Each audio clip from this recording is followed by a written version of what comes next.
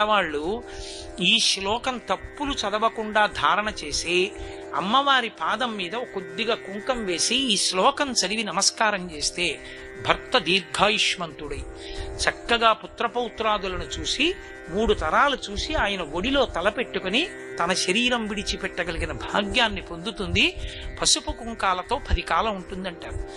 ఇది యథార్థంగా నా జీవితంలో ఒకానొక సందర్భంలో అనుభవంలోకి వచ్చింది ఒక విషయంలో. కానీ వ్యక్తిగత విషయాలు నేను సభావేదికల మీద చెప్పడం నాకు అలవాట్లేదు, అందుకని చెప్పను.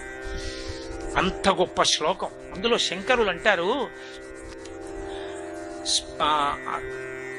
సుధామప్యాస్వాద్య ప్రతిభయ జరామృత్యుహరిణీం విపద్యంతే విశ్వే విధిమకముఖాత్యాది విశదః కరాళం యక్ష్వేళం కబళతవత కాలకలన నశంభోస్తన్మూలం తవ జనని తాటంక మహిమా